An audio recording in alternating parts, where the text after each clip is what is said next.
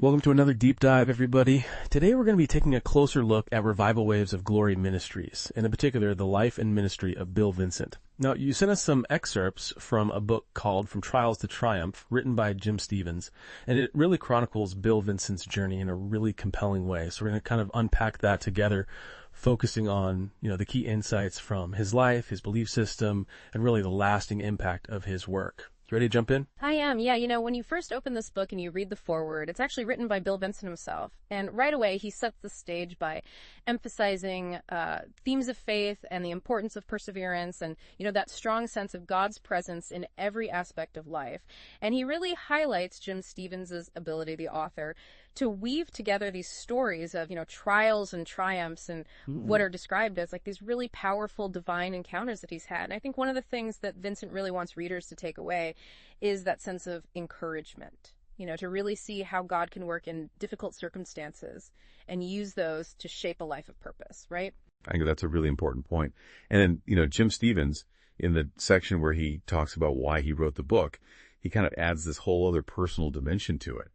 He shares that his connection to Bill Vincent actually began with like a prophetic word, and that really had a deep impact on his own life and his own direction. And he speaks of Vincent not simply as a mentor, which is obviously a huge role, but as like a living example of faith in action, just really this embodiment of the miraculous and the power of faith.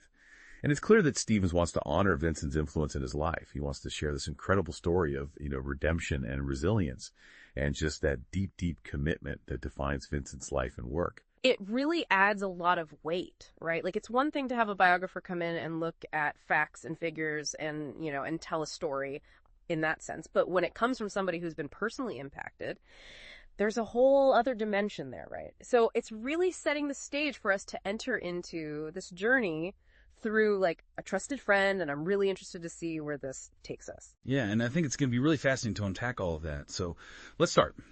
Chapter 1, it's called Early Life and Background. We go all the way back to Bill Vincent's childhood, his upbringing, starting in Greenville, Illinois in 1973. And the book really paints this picture of like a close-knit community. But we also learn that for Bill, Greenville held both like the warmth of that community, but also these really significant experiences of hardship. And I think those two are always going to be like intertwined, especially in these stories. We hear about how important the church was in his life from a young age. And, we're introduced to some key figures like his Aunt Virginia, who really provided a stable and supportive home when he was going through some particularly difficult times, and his brother Alan, who is described as like a source of protection for him. And it's interesting, the chapter also talks about him having a spiritual awakening when he was just 17 years old, and it was marked by him actually hearing God's voice and even experiencing visions, which is, that's pretty profound stuff, right? But what the book really emphasizes as foundational are these two really pivotal experiences. One is this divine encounter, and it follows an experience of abuse that he went through. And then the other thing that's highlighted is it describes it as like a complex relationship with his mother. And it really frames those experiences, both, the challenging and then this divine encounter, as really shaping the very core of his faith and ultimately his calling to ministry. Yeah, it's so interesting how often you hear that, right? That people who end up going into really meaningful ministry often have these really intense experiences in their early life, right? These crucibles, as some people call them, where, they experience both a really beautiful sense of community, but then also profound like trauma or difficulty. And it kind of creates this lens, I guess, through which they view both human vulnerability and the potential for, divine interaction. And I think the fact that his early experiences, even those visions and hearing God's voice as a teenager, are highlighted in this way. It kind of suggests that his spiritual path was, in a sense, like marked or set apart from quite a young age. Right. It's interesting, right? Because sometimes it's like you have a choice, right? Some people might go through these really challenging experiences and kind of close down or pull away, but it seems like he was really pulled toward something. And I think that's what sets apart a lot of people who do this work. So we move on to Chapter 2, Education and Spiritual Growth. This is where we start to see Bill Vincent kind of formally preparing for ministry. He attended Latter Rain Ministries Bible School, and then he later went on to study at Christian International. And at Christian International, he not only studied, but he also taught, which I think is really interesting. And the book really makes it clear that mentorship was absolutely crucial during this period of his life. It specifically mentions Dr. Dennis Goodell, Rowan and Mary Carteret, and even Bob Jones as people who, really invested in his development and in his understanding of, of faith and ministry. And we also learn about some key spiritual experiences during this time, including this really significant revival that happened in 1998.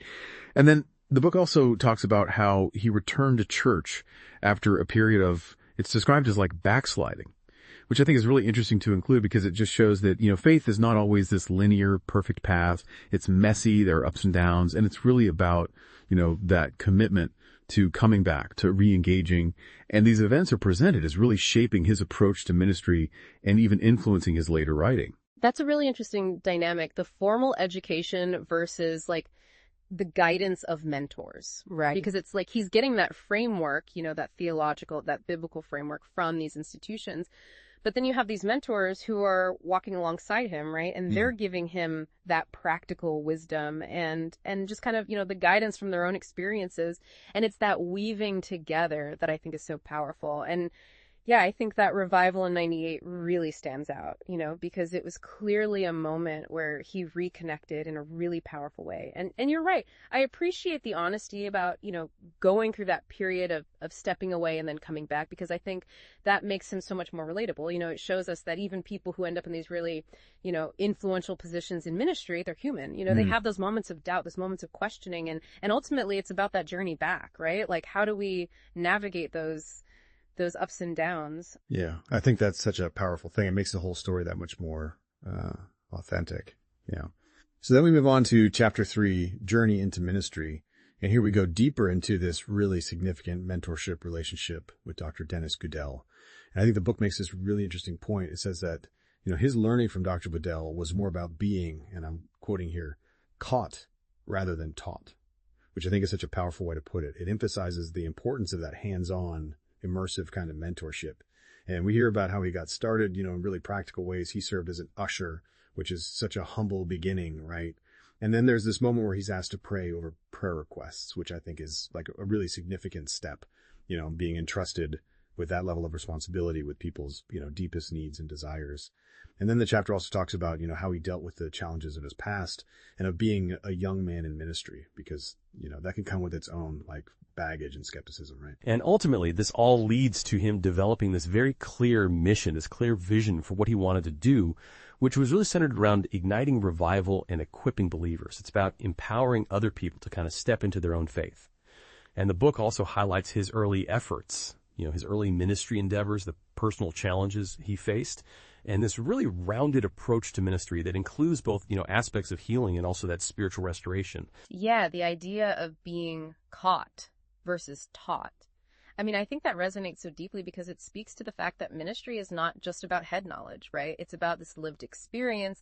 It's about being in those situations, observing, participating, really getting your hands dirty, so to speak. And for him to have that experience of praying over prayer requests, that must have been so powerful, right? Because it's that moment where you step into those shoes and you realize, okay, I'm being called to do this, to be a vessel. And yeah, the fact that he had to overcome both, the weight of his past and the perceptions that might come with his age, I think that speaks volumes about his determination and his conviction, right? He was clearly called to do this. And it's amazing, right? Because the challenges could have easily been a deterrent, but for him, it seems like they kind of fueled his passion even more. So chapter 4, becoming an author. And this is where we start to explore the inspiration behind Bill Vincent's really extensive writing career. And it really started to take off, it seems, while he was teaching at Victory Lighthouse Ministry. So again, we see that connection between teaching, being in ministry, and then that spilling over into writing and creating resources. Mm-hmm. And it's really interesting to note that he actually had prior experience in the publishing industry. So he kind of came into this with a lot of knowledge, a lot of, understanding of how the publishing world works. And he ultimately went on to establish RWG Publishing, so his own publishing house. And the chapter really delves into the core themes that run through his books, which is amazing because he's written over 200 books. And these central themes are, really focusing on the tangible presence of God and the reality of spiritual warfare. And, specific titles are mentioned, books like Increasing Your Prophetic Gift and Destroying the Jezebel Spirit. Those are just two examples, but it really examines how he balances that writing with his active ministry, which is, that's a lot to juggle. And it also talks about the impact his writing has had and ultimately his vision for the future of his work as an author. What do you think about that? I mean, 200 books is incredible. It is. I mean, that's a life's work right there. It really speaks to that prolific, outpouring of thought and teaching. And it's interesting how it kind of naturally evolved, right? He's teaching, he realizes there's a need for resources, for materials, and then he's got that background in publishing. It all comes together. And I think the fact that those two themes, God's presence and spiritual warfare, are highlighted, it really gives us a sense of like the core tenets of his ministry, right? Like what is he really trying to get across through his work? And it's a pretty clear message, I think. It really is. And I think, for our listeners, we'll put a link in the show notes to Revival Waves of Glory Ministries website so you can actually check out all of his books. And we move on to chapter 5, and buckle up, because this is where we get into a life of miracles and faith. And this chapter recounts some pretty extraordinary events from Bill Vincent's life. It starts with stories of healings that he experienced when he was a kid, like, boils being healed, and even a significant knee injury that was completely resolved. And it's interesting, his own journey into ministry, it was really solidified, it says, by witnessing miracles that were happening under Dr. Dedeskidel's ministry. So again, we see that mentorship having a really profound impact. The chapter also shares his personal experiences with divine healing, including, another issue with that knee that had been injured when he was younger, a correction of an uneven leg length, and even the healing of an enlarged heart condition. And then there's this really intense period that's described as a 2-year boot camp of injuries and surgeries, which ultimately leads to a really significant breakthrough healing during a revival meeting. And throughout this chapter, the book really emphasizes the global impact of his healing ministry and the power of personal testimony. Wow. Yeah, it's hard to hear those stories and not be impacted in some way, right? I mean, regardless of your personal beliefs, these accounts of miraculous events are definitely a core part of his story and the beliefs of this ministry. And the sheer volume of, reported healings, both the ones he experienced personally and the ones he witnessed, I mean, that really speaks to how central this is to his life and to his work. And that 2-year boot camp, culminating in that breakthrough healing during revival, I mean, that sounds like the kind of experience that would profoundly change your understanding of faith and healing. Absolutely. And I think that's the point, right? It's about sharing these stories and allowing people to, to come to their own conclusions, but also to see the power of, of belief, of faith, and what can happen when people really, really believe. So chapter 6, we're going to shift gears a little bit. It's called Challenges and Triumphs. This is where we get to see a bit more of the human side of things. It talks about some of the difficulties that Bill Vincent faced throughout his life, both personally and in ministry. And it talks about, early on facing skepticism because he was so young when he started out in ministry. People maybe didn't take him seriously because of his age. And then he goes on to talk about personal struggles within his first marriage. And the book specifically mentions, this concept of the Jezebel spirit and the periods of despair that he went through and how he ultimately overcame them through faith and worship. And then the Litchfield revival is really highlighted as this pivotal moment of fulfillment. It's a turning point in his journey. And the chapter also talks about how he learned to navigate doubts, because those are going to come up for anybody, especially someone in a position like his. And it talks about, his process of surrendering to God's leading, even when maybe it wasn't exactly what he expected or what he initially wanted, especially in terms of the intensity and the direction of his prophetic ministry. It's really refreshing to see that honesty, about the challenges. Because I think sometimes with people who are, leaders or in ministry, we kind of put them on a pedestal and we forget that they're human, right? They have the same struggles, the same doubts, the same pain. And I think this chapter really brings that to light. And it's important. And, I think the early skepticism because of his youth, I mean, a lot of people can relate to that no matter what field you're in, people underestimate you because of your age. But then the personal struggles in his marriage, that just adds another layer, right? It shows us the complexity of his story, the fact that he's not perfect. Nobody is. And then, Litchfield Revival being that moment of fulfillment, it kind of shows that despite everything, he was making a difference. And then that point about navigating doubts and surrendering to God's leading, that's huge. I mean, that's a lifelong process for anybody who's on a spiritual path, right? It's about learning to let go of control and really trust in something bigger than yourself. Yeah. And I think it's really about finding that balance, right? Because you have your own desires, your own ambitions, but then there's this deeper sense of calling. And sometimes those two things aren't always aligned. So it's about navigating that tension. So we've gone to chapter 7, Impact and Legacy. And here the book shares a lot of different testimonies of healing and deliverance that people have experienced through Bill Vincent's ministry. And it specifically mentions the impact of his book, Defeating the Demonic Realm. It's really interesting because the chapter highlights that his main focus, His way of measuring success is not about, numbers or statistics, but about transformed lives. It's about seeing that real change in people, which I think is really beautiful. And the chapter talks about the reach of his books, books like Increasing Your Prophetic Gift, how those have impacted people all over the world.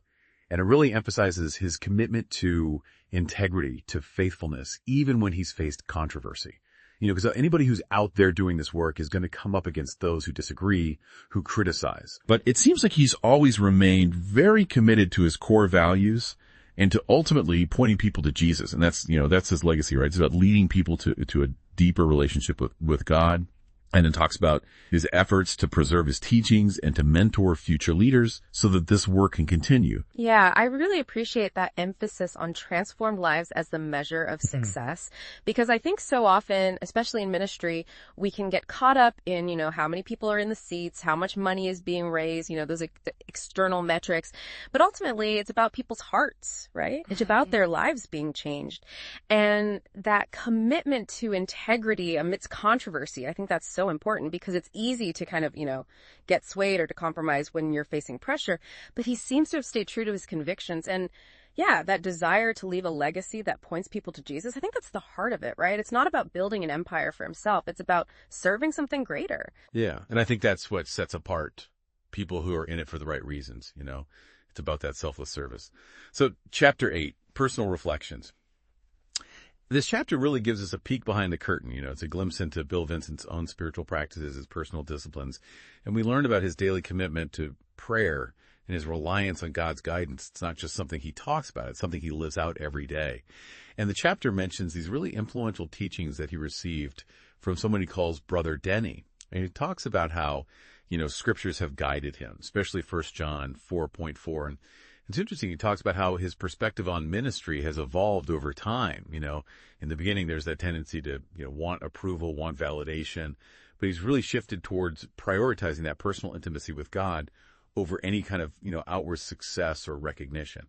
And he talks about his appreciation for ministry in all forms, whether it's in a huge setting or in a one-on-one conversation, it's all valuable. And the chapter really highlights these core values of integrity, compassion, and then also his daily practices of gratitude and generosity. I love that. It's like he's showing us the inner workings, It's not just about what he does publicly, but about those daily choices, those daily practices that really shape his life and his ministry.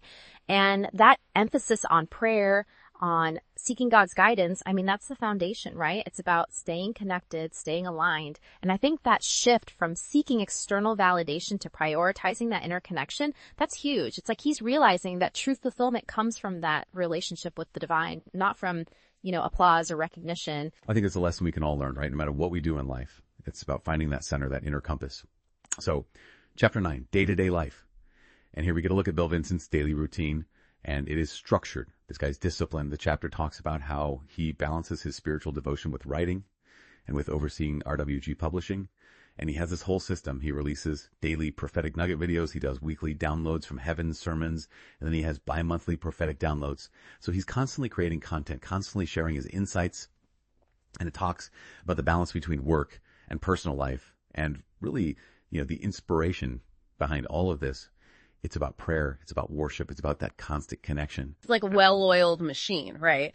And that's not to say that it's like robotic or anything, but there's a clear intentionality, He's got that discipline, he's got that structure, and it allows him to be really productive and consistent.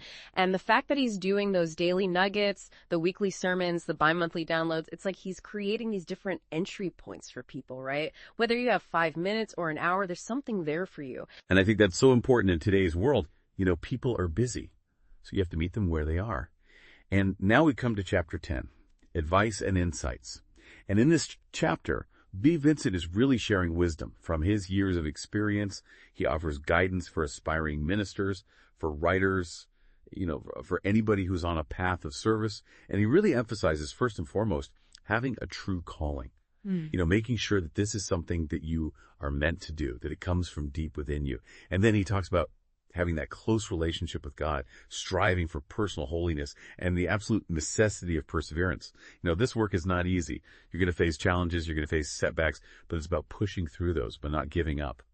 And then he has specific advice for new authors, which I thought was interesting. He really encourages them to just write, to get the words down, to not be afraid of imperfection, and to consider self-publishing as an option.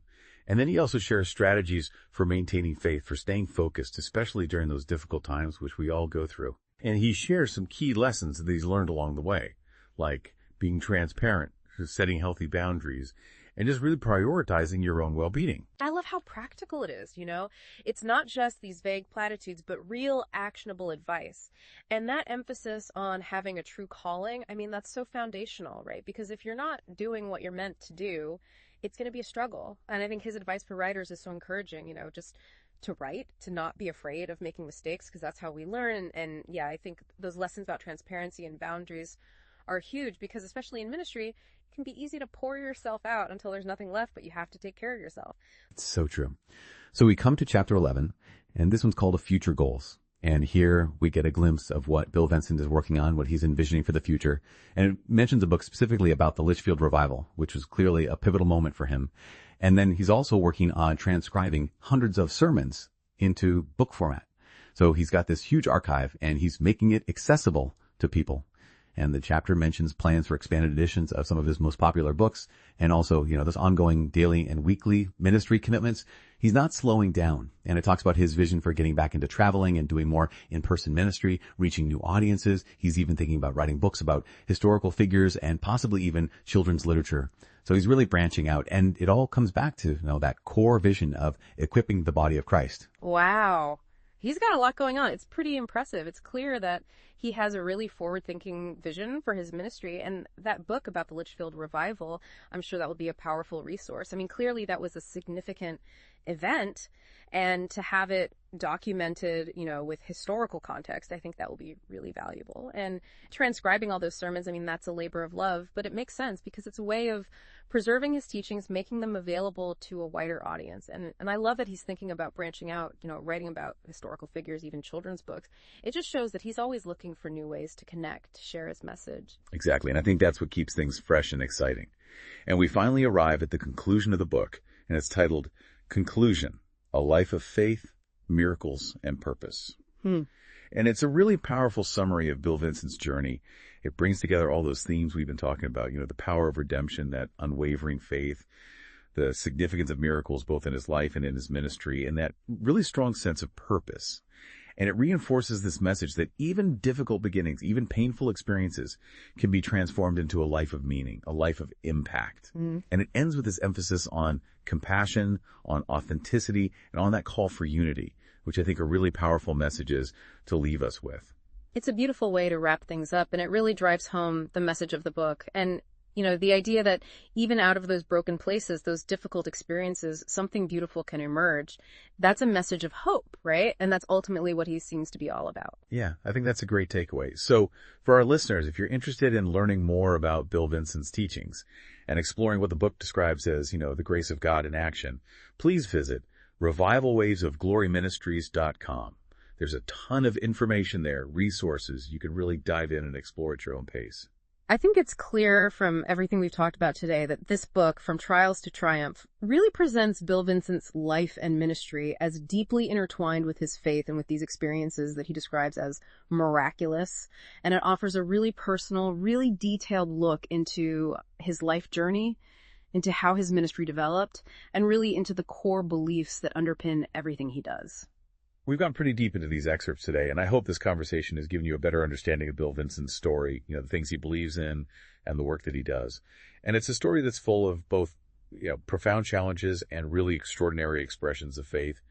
And I think there's a lot to learn from that, a lot to think about. I think we've just scratched the surface, honestly. I mean, you sent us some excerpts, but it's a whole book, right? And there's so much more there to unpack. And if anything that we talked about today really resonated with you, I would definitely encourage you to check out the full book. It's definitely worth a read. And, you know, I think those themes that we talked about, the perseverance, the role of mentorship, and just, you know, the transformative power of faith in the face of adversity, I think those are things that are really worth reflecting on. And if you'd like to experience more from this ministry, you can always visit revivalwavesofgloryministries.com. They have all sorts of resources available, So I just want to say thank you for joining us for this deep dive into the world of Revival Waves of Glory Ministries and, of course, the inspiring life of Bill Vincent. We hope this has been insightful. Thank you for listening to the Deep Dive Podcast.